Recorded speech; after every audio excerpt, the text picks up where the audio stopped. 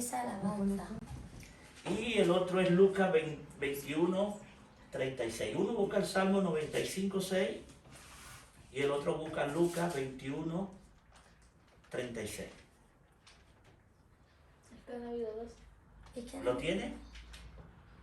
Bueno, yo voy a leer el Salmo y alguien después me lee Lucas. Salmo dice así: venid, adorémosle, postrémosle, arrodillémonos delante de Jehová nuestro Hacedor. Velad pues en todo el tiempo orando, que seáis tenidos por dignos de escapar de todas estas cosas que vendrán y de estar en pie delante del Hijo del Hombre. Me llama la atención este versículo porque aquí hay dos ideas principales. Una de las ideas principales se habla de la venida de Cristo, sobre el cual muchas personas han tenido algunas discusiones, porque ya hace 2000 años que Él dijo esta palabra y hasta el momento no ha pasado nada. Pero cuando la Biblia habla de velar, habla de que estemos atentos, preparados, porque la Biblia no nos enseña qué día va a venir Cristo. Dice la Biblia que nadie sabe, solamente el Padre. Y otra cosa que me llama la atención, que para Dios un día son 1000 años. Quiere decir que estamos en el 2000, ha pasado 2 días de que Jesucristo ha partido de la tierra, casi 2 días. No sabemos cuánto tiempo más le queda a la humanidad. No lo sabemos, solamente Dios lo sabe. Y si hay personas que le dicen a usted que lo sabe, son una mentirosa. Porque bíblicamente dice que nadie sabe el día. Pero me llama la atención de la historia de la humanidad. En la humanidad se dice que cada 3000 años algo acontece en el mundo, algo trágico. Pero después la gente vuelve a tomar su vida normal y se lo olvidó todo. Es una historia que se repite, el mundo da vuelta, es como el pueblo de Israel en el desierto, da vueltas sin sentido. Así está la humanidad, da vueltas sin sentido. Pero la historia cristiana sí nos llama la atención y es más importante porque nos está apuntando a algo que va a pasar en el futuro, algo extraordinario. Que dice la Biblia que cuando suene trompeta serán arrebatados los que han sido limpiados por la sangre de Cristo. Muchas personas están esperando ese acontecimiento. Para muchas personas eso es una falacia, una historia. Para otros cuenta que ya eso sucedió. Pero para los que creen y van a la Biblia saben que no ha sucedido. La Biblia ha registrado todo lo que está pasando. Es el único libro que no se ha equivocado, que ha dicho la verdad. Entonces, hay 8 razones por las cuales debemos de orar y estar preparados para lo que vaya a acontecer en nuestras vidas, en nuestra familia, en el mundo entero. Y una de las primeras razones es porque Él lo ordenó. Y la oración es el privilegio más grande que tenemos nosotros. La oración es lo que nos acerca a Dios y lo que nosotros le podemos transmitir a Él. Hablar con un ser querido como Dios. Ahora, cuando yo me acerco a Dios, yo voy con un corazón abierto para expresarle todo lo que yo tengo que decirle. Pero si ustedes leen el versículo, cuando dice velar, termina en D, es un imperativo, es una orden. Él nos ordena a nosotros a orar. Porque si nosotros dejamos de orar, corremos el riesgo de perder la bendición que Él tiene preparada para nosotros. Entonces, ¿qué pasa cuando dejamos de orar o de velar? En Éxodo hay una historia cuando el pueblo de Dios se rebeló y insistió en Aarón hacer un becerro de oro. O sea, si a lo que no han leído, yo se lo voy a narrar un poco. Dice la Biblia que Moisés subió a la montaña a hablar con Dios, a recibir las leyes que Dios había establecido para su pueblo. Pero como Moisés había tardado mucho, dice la Biblia que tuvo 40 días y 40 noches sin beber agua ni comer, sino una conversación con Dios. Ahora, yo me puedo imaginar una conversación con Dios 40 días. Conversando con Dios, los días se pasan rápido y nadie quiere bajar. Si está en la gloria ahí, está con el Señor, en la presencia de Dios. Uno se olvida de los problemas, se olvida de las deudas, de todo lo que pueda tener aquí en la tierra. Uno está ahí con Dios de una manera extraordinaria. Entonces, dice la Biblia que él tardó mucho y el pueblo hizo tanta existencia en Aarón que lo hicieron que hiciera una imagen de oro, un becerro. Entonces, insistieron tanto en Aarón, y Aarón le mandó a quitar el zarcillo, la pulsera, las cadenas de oro, hicieron un becerro de oro, y en ese momento se olvidaron de Dios. Y dice la Biblia, no tendrás dioses ajeno delante de mí. E Israel se le olvidó todos los milagros que habían hecho, habían visto de Dios. Se le olvidó como Dios envió maná del cielo, pan del cielo. Se le olvidó como Dios envió carne del cielo. Se le olvidó como, mire, es algo sorprendente. En 40 años la ropa de los judíos nunca envejeció. Ni el calzado se dañó. Ellos se les olvidó todo eso. Pero ¿qué sucedió con Aarón, perdón? Lo sedujo, lo seducieron. La seducción es un arma peligrosa que usa el enemigo. Seducir a la gente para atraerla. Seducieron tanto a Aarón que Aarón quedó atrapado. Usted han visto la telaraña, ¿no? Como las arañas cazan las moscas. Las seducen, después las atrapan y después no pueden salir hasta que mueren. Entonces, otra de las cosas que pasó fue un acto, es la atracción que tuvo, y lo otro es que Moisés cedió. Y a veces pasa en nuestra vida esto, el mundo nos seduce. Si nosotros no estamos alerta, velando, el mundo nos puede atraer y nosotros podemos participar del pecado. Y ese pecado que pasa nos mata espiritualmente, porque la Biblia dice que la paga del pecado es muerte. Entonces, cuando nosotros estamos alerta y estamos activos en la oración, cualquier circunstancia, cualquier peligro, cualquier pecado nos alerta rápidamente y nos alejamos. Dice la Biblia que el sabio ve mal y se aparta. Entonces es de sabio apartarse, es de sabio correr. Entonces por eso Dios nos manda a velar. Y nosotros, para poder estar activos, preparados, necesitamos orar. Necesitamos comunicarnos con Dios. Ahora, en el mundo que nosotros vivimos, es un mundo tan perverso, tan liberal, que si nosotros no estamos preparados, podemos caer en la garra del enemigo. Ahora, también habla de Pedro. ¿Saben? Han leído la parte cuando él le dijo, Pedro, al Señor, yo estoy dispuesto a morir contigo. Y el Señor le dijo esta palabra a Pedro, aunque el gallo cante, tú me negarás 3 veces. No, Señor, yo estoy dispuesto. Y Jesús le dice, Pedro, velá y orá para que no entre tentación en tu vida. Esas fueron las palabras de Jesús. Entonces, cuando fue arrestado Jesús, la gente, los guardias vinieron y se llevaron a Jesús, y dice la Biblia que Pedro estaba detrás de él. Y alguien le preguntó, ¿tú eres uno de ellos? No, yo no soy de ellos. Pero tú hablas igual que yo, que no soy de ellos. Insistieron 3 veces hasta que él dijo una maldición. Dice la Biblia que Pedro maldijo y cantó el gallo y se acordó lo que Jesús le había dicho. Y dice la Biblia que Pedro lloró amargamente. ¿Por qué? Porque se acordó. Se acordó de que Pedro no fuera caído en esto si él le fuera hecho caso a Dios. Jesús le dijo, velá y orá para que no entréis en tentación. Porque la carne es débil. Y si nosotros no fortalecemos en la carne, podemos caer en tentación. Otra de las cosas que me llama la atención, la parábola de las 10 vírgenes. Esa es otra situación que debemos de velar. 5 eran prudentes y otras eran sensatas. ¿Qué significa para ustedes la palabra sensata? ¿Imprudente? ¿Qué es una persona imprudente? Imprudente cuando no... Imprudente que no piensa lo que hace, o bueno, imprudente, o que... Cuando quieres pasar, por ejemplo, esta peatonal no vas con cuidado. y pasas por donde no hay que pasar, esto es una persona imprudente, ¿no? Yo puedo decir, vamos a poner un ejemplo. Precavido. ¿Cómo? Precavido. Ah.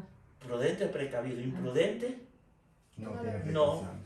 Y eso es lo que pasaba con estas mujeres. Eran 5 prudentes y 5 imprudentes.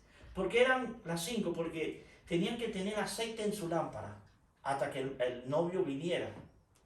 Y habían 5 de ellas que no fueron a llenar la vasija ni tenían repuesto. Entonces, cuando se le estaba acabando la lámpara, dijeron a las prudentes, danos lámpara. No, porque te vamos a dar. Si así como nos preparamos nosotros, ustedes tienen que prepararse. Y llegó el novio que era Cristo y ellos quedaron fuera. ¿Qué significa esto? Que Dios nos da a nosotros la bendición de prepararnos antes que Él venga. Por eso dice la Biblia que cuando el Hijo del Hombre viniera a la tierra hallará fe. Ahora, ¿cómo es nuestra fe? ¿En dónde se basa mi fe? Yo tengo que ser prudente. Yo, para fortalecer mi fe, ¿qué tengo que hacer? Orar. ¿Qué tengo que hacer? Leer. ¿Qué tengo que hacer? Tener comunicación con Dios, experiencias espirituales. Ahora, la experiencia con Dios no solamente la tienen los pastores, los misioneros, los profetas, no, la tienen todos sus hijos. Porque a solas con Dios, nosotros vamos a sentir su presencia. Él nos va a escuchar, Él nos va a fortalecer. Por eso Dios nos manda a orar. Ahora, Dios le habla solamente a los pastores, no. Le habla a todo aquel que está dispuesto a ¿qué? A escucharle. Por eso la Biblia nos manda a estar preparados. Segundo es, para mantener una relación con Dios. Para mantener nuestra vida, tener una relación con Dios. Si alguien tiene un amigo y dejan de conversar con ese amigo a los años que pasan, parece que se pierde la confianza, como dicen en Panamá, el feeling. Se pierde que la comunicación, ya no hay esa cercanía. Se enfría la amistad. Y si pasan los años, ya no va a haber esa confianza, ¿no? Así es Dios. Dios es nuestro amigo. Si nosotros dejamos de orar, ¿qué va a pasar? ¿Qué pasa si dejamos de orar? Ya no sabemos ni cómo llegarle a Dios. Pero lo lindo de esto es que Dios está ahí. Dios no se aleja. Lo alejamos nosotros. Igual que nuestros amigos. Nuestros amigos nos alejan, nos alejamos nosotros. Entonces, ¿cómo yo debo de mantener esa comunicación con Dios? Orando. Vamos a Segunda de Crónicas, por favor. Segunda de Crónicas, capítulo 15, versículo 2. ¿Cómo mantener mi relación con Dios?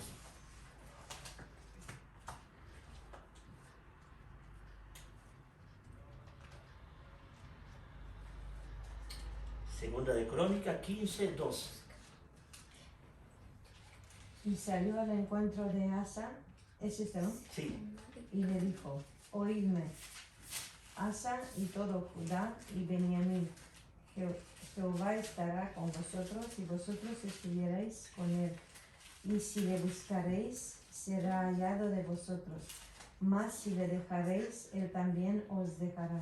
Me llama la atención, si le buscara, Él también le buscará. Y si nosotros le dejamos, Él también nos dejará. Ahora vamos a Jeremías 29:13. Dice así, y me buscaréis y me hallaréis, porque me buscaréis de todo corazón. Ahora, ¿cómo yo debo de buscar a Dios? De todo corazón. Ahora, yo no debo de buscar a Dios porque tengo una necesidad. Y ese es uno de los errores más grandes que comete el ser humano. Yo busco a Dios porque tengo necesidad. No, yo debo de buscar a Dios porque le amo. Amén. Porque Él es lo más hermoso que ha pasado en mi vida. Él tiene poder para suplir nuestra necesidad, Él tiene poder para sanar nuestra vida. Pero cuando hay personas, yo escuché un testimonio de una persona que era inválido y él buscó mucho a Dios. Y vino un predicador de muy lejos y oró y se levantó de la silla de ruedas y empezó a caminar. Pero él debe acercarse a Dios para darle la gracia y adorar. Se fue a una discoteca. Y en la discoteca hubo un accidente. ¿Y qué sucedió? Que alguien le golpeó y volvió a quedar inválido. Entonces se acercó nuevamente a la iglesia para que Dios hiciera otro milagro. Y él no había tiempo. Porque el primer milagro que Dios hizo era ¿para qué? Para que Él viniera a su presencia y agradecerle. Y eso es lo que pasa. Si nosotros le buscamos de corazón, lo vamos a encontrar. Porque ¿quién engaña a Dios? Dice la Biblia que Él conoce nuestro corazón. Antes que nosotros pensemos, Dios sabe lo que estamos pensando. Por eso dice Jeremías, antes que tú nacieras, te conocí. Entonces la Biblia me llama a esto, a Éxodo. Y Él respondió, en mi presencia irá si tú vas y dará descanso a mi vida. Éxodo 33, 14. Y el Salmo 34, 4 dice así, busqué a Jehová y Él me oyó y me libró de todos mis temores. ¿Qué nos libra Dios de todos nuestros temores cuando nosotros le buscamos de qué? De corazón. Ahora, el tercer paso, porque necesitamos la ayuda de Dios para hacer su voluntad. ¿Por qué debo de orar? Porque necesito la ayuda de Dios. Porque sin la ayuda de Dios no puedo lograr nada. Si yo no tengo el favor de Dios, no puedo vencer, no puedo llegar a la meta, no puedo obtener la bendición. Con mi fuerza no voy a llegar a ninguna parte. Es con la fuerza del Señor. Si nosotros confiamos en nuestro talento, en nuestra fuerza, en nuestra capacidad para llegar a la salvación, fracasamos. Yo creo que todo depende de Dios. Yo hago una pregunta. ¿Quién de nosotros merece la salvación? Nadie. Pero el favor de Dios nos alcanzó. ¿Y nos dio qué? El camino a la salvación. ¿Por qué necesitamos la ayuda de Dios para hacer su voluntad? Cuarto paso. Para estar alerta. Dice la Biblia que ser sabio y velar, porque vuestro galardón es... Mami, un poquito de agua. Vuestro enemigo es el adversario, el diablo. Anda como león rugiente buscando a quien devorar. ¿Quién es nuestro enemigo? Satanás. Y Satanás no duerme. Satanás siempre está pendiente de nuestras equivocaciones. Satanás siempre está mirando dónde nos equivocamos para golpearnos. Cuando nosotros nos equivocamos en algo, ¿por qué viene tanto a la mente lo que hicimos? Porque Él nos acusa. Nos acusa, ¿verdad? Porque Él quiere que nosotros no vayamos a la presencia de Dios y pidamos perdón. Él nos acusa para que nuestra vida desfallezca, que nuestra vida caiga al suelo. Pero gracias a Dios que tenemos la sangre de Cristo que nos limpia de todo pecado. Por eso debemos de buscar a Dios para estar alerta. 1 Corintios 16, 13.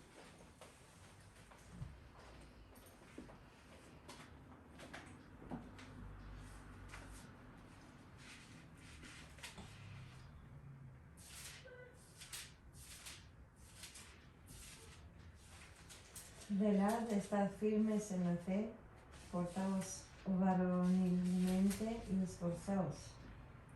Y Colosenses dice, y perseverar en la oración, velando en ella con oración y gracia. La oración es lo que nos mantiene perseverando y listo para obtener la victoria. Entonces yo busco a Dios en oración para que me dé la fuerza de poder soportar cualquier tentación, para fortalecerme y vencer cualquier dificultad que se me presente en mi vida. Quinto paso, para recibir el consejo de Dios. ¿Quién es el mejor consejero que nosotros podemos tener? ¿Quién conoce el presente y conoce nuestro futuro? Dios. La oración es el mejor ejercicio que nosotros tenemos para acercarnos a Dios. Yo creo que cada uno de nosotros, cualquier cosa que tengamos que hacer, debemos de orar, pedir dirección a Dios. Cualquier cosa que nosotros vamos a ejecutar, buscar la dirección de Dios. Yo contaba esto en una iglesia, yo escuché el testimonio de un pastor en Estados Unidos. Este hombre le gustaba las empresas, le gustaba invertir su dinero en empresas. Y alguien le presentó un proyecto de una empresa y le dijo, vamos a ganar mucho dinero. Y él dijo, yo voy a orar a Dios. Primero, si Dios me da visto bueno, yo invierto, claro que sí. Y él oró, pero en esa oración él no recibió nada, ninguna revelación, ni escuchó a Dios, sino que se acostó a dormir. Y tuvo un sueño. El sueño era que se fue a la ducha y abrió la ducha y se iba a bañar, pero caía pocas aguas para bañarse. Y no se pudo bañar. Y él se despertó y empezó a buscar a Dios, qué significaba esto. Y Dios le habló a través de un hombre y le dijo, si tú inviertes ahí, así van a ser tu ganancia. Muy poca, hasta puedes perder tu capital. Y el hombre le fue nuevamente a la oficina de él y dijo, ¿vas a invertir? Le digo, no. Dios me dijo que no invirtiera. Al tiempo él supo que esa empresa se fue a la quiebra. Todo el mundo perdió el dinero, la inversión. Después le llega otra persona y le da otra propuesta. Y él le dijo, bueno, sencillamente déjame orar. Y tuvo un sueño parecido, pero en ese sueño sí caía buena agua para bañarse. Y él entendió que Dios le estaba diciendo, esta es la empresa que tú necesitas invertir. Y él invirtió todo su ahorro personal, lo invirtió, y hoy una persona que tiene mucho dinero. ¿Por qué? Consultó a Dios. Le pidió el consejo a Dios. Es igual que un pastor amigo alquiló un piso y él dice, yo no oré cuando alquilé el piso. Y me metí en ese piso y en ese piso había más demonios, porque la gente que vivía ahí practicaba la brujería, practicaba todo y todo quedó ahí. Yo tuve que pelear la buena batalla, orar a Dios para que saliera toda esa presencia maligna. Porque es fácil, se te abre una puerta y todo crees que es bendición. Pero en la vida espiritual nadie sabe lo que pasa. Y él tuvo que orar a Dios y entendió que cuando iba a hacer algo tenía que pedirle el consejo de Dios. Por eso nuestra vida tiene que estar basada en el pedir el consejo de Dios. Por eso debemos de orar. Sexto, para vencer el desánimo y la depresión. ¿Cuántos de nosotros nos desanimamos? Casi todos nos desanimamos. Todos nos desanimamos. Vamos, a veces el desánimo llega a nuestras vidas, wow, y somos depresivos, y no encontramos la solución para animarnos. Pero cuando hay desánimo en nuestras vidas, nosotros debemos de orar. Y la Biblia habla de un chico que se llama Jeter, si no me equivoco, que nadie lo quería en Israel. Pero como era hombre esforzado y valiente, y Israel tenía guerra, lo fueron a buscar para que él peleara por Israel. Y me llama la atención que él le dijo, Señor, si tú me das la victoria, lo primero que salga de mi casa, yo te lo voy a ofrendar. Y Dios le dio la victoria, pero cuando él iba llegando a su casa, lo primero que salió fue su hija. Y él dijo, ¿qué hiciste, hija mía? ¿Qué hiciste? Algo que me llama la atención de la cultura oriental, de lo que ellos prometen, cumplen. Ellos cuando dicen algo, lo cumplen. Él tenía que ofrecer a su hija a Dios. Y dice la Biblia que era la única hija que tenía. Y cuando él le contó a su hija, ¿sabe qué le dijo a su hija? Lo que le prometiste a Dios, cúmplelo. Y él le dio a su hija a Dios. Y dice la Biblia que no la vio más. Porque Dios se la llevó a servirle y él quedó como impresionado. Por eso nosotros debemos de vencer el desánimo. Y hay un pastor en México que nos contó que él perdió a su hijo. Y él decía, Señor, si mi hijo aparece, te sirvo. Y si no aparece, también te voy a servir. Y hasta el sol de hoy su hijo no ha aparecido. Se lo llevaron las mafias mexicanas. Y dice la historia allá en México, yo he estado en México, dice que cuando secuestran, lo decapitan, lo entierran vivo y desaparece, y los cuerpos nunca aparecen. Y este hombre todavía sirve a Dios. Entonces, ¿cómo este hombre, a perder un ser querido, se mantiene en ánimo, en ganas de seguir adelante, en ganas de servirle a Dios, buscando la presencia de Dios?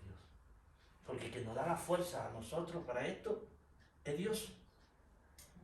Porque si fuera por nuestra fuerza, hermano, perder a un ser querido no es fácil.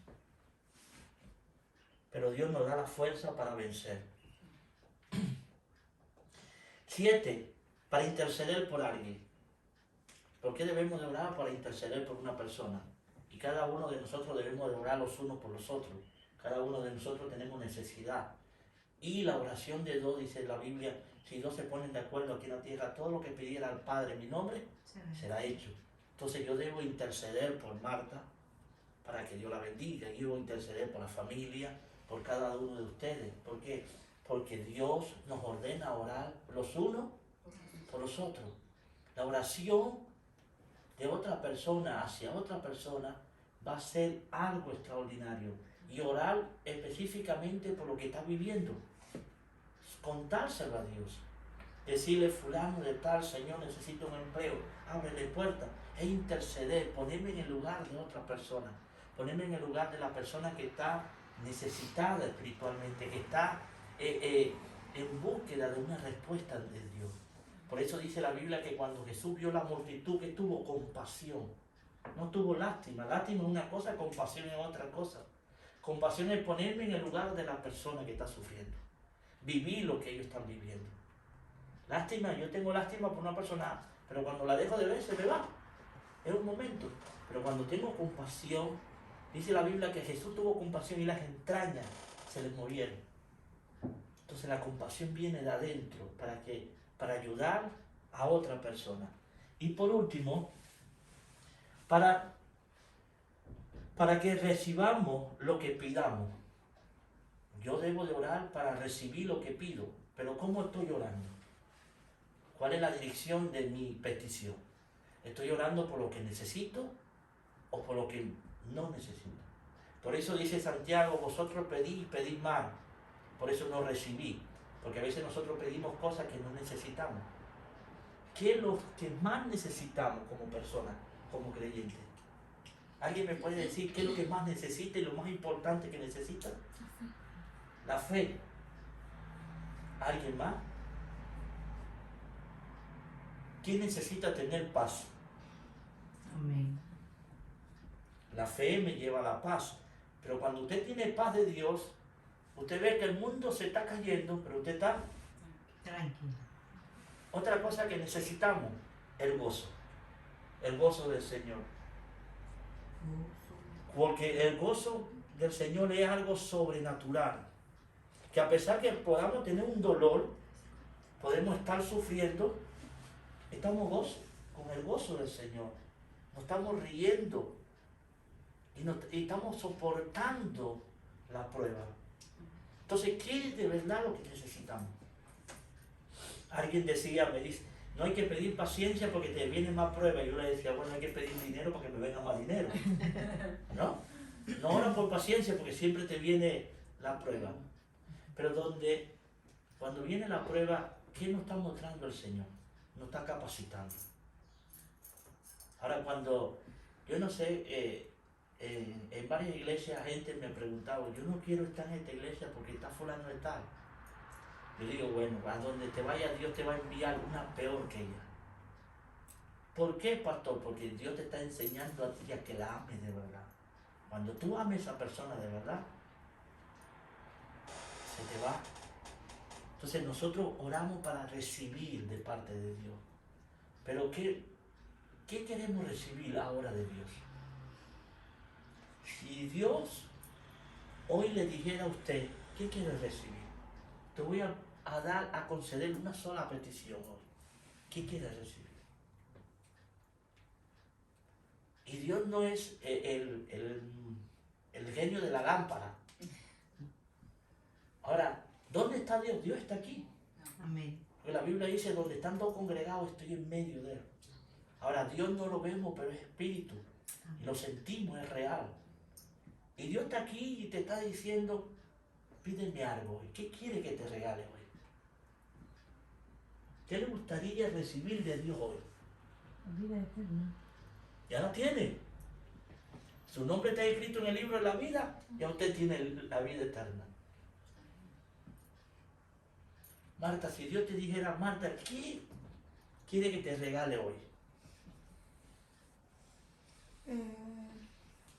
Que el próximo domingo venga mi padre. Amén. Es una petición extraordinaria. ¿Ah?